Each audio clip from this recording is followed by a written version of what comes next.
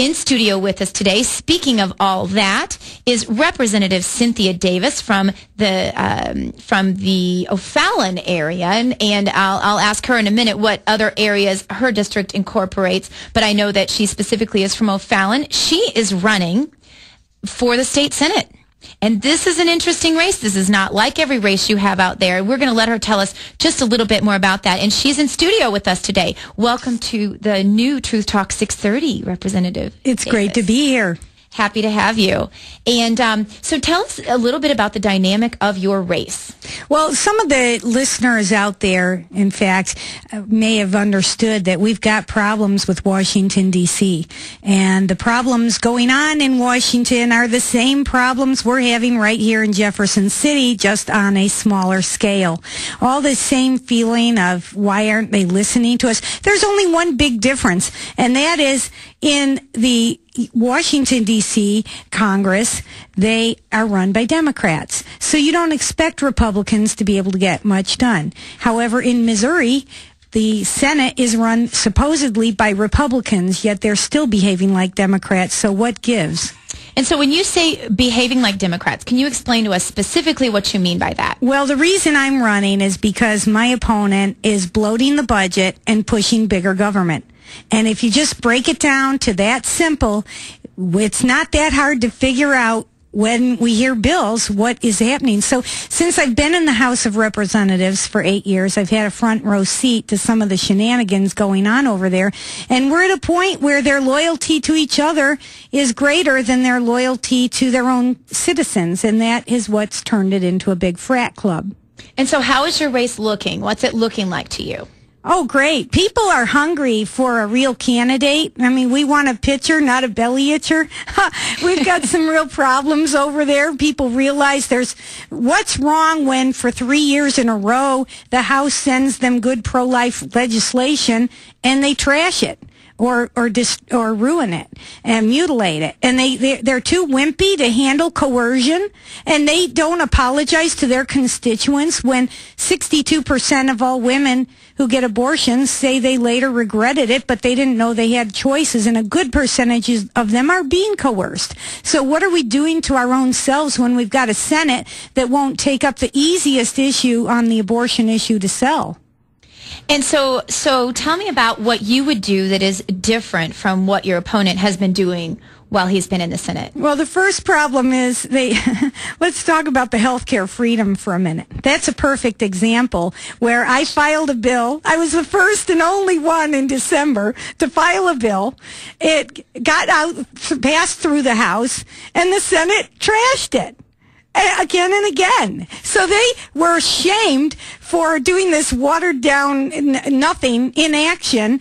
The citizens were furious, and they finally threw some makeshift bill together that was not what it was supposed to be. And they think we're going to take this and be so easily duped. They don't know what the difference is. First of all, we don't have to ask the public if we should change state law. We change state law all the time.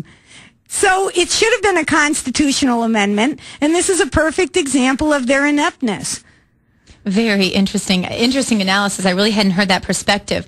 Do you there's a whole bunch of, you are one of those people, when I meet you, you just don't strike me as rank and file candidate, Exhibit A. You don't look like the mugshot of the candidate. You don't sound like someone who has rehearsed answers the way that candidates are told they need to rehearse answers. And I know a little bit about that from being kind of on the inside of politics. You're sort of outside the box, aren't you? What makes you want to grab on to that being, because anyone can be polished to be a typical candidate, but you've chosen not to do that. What makes you grasp onto being an atypical candidate? What makes you that person? If we're going to take back America, we need honest, real people.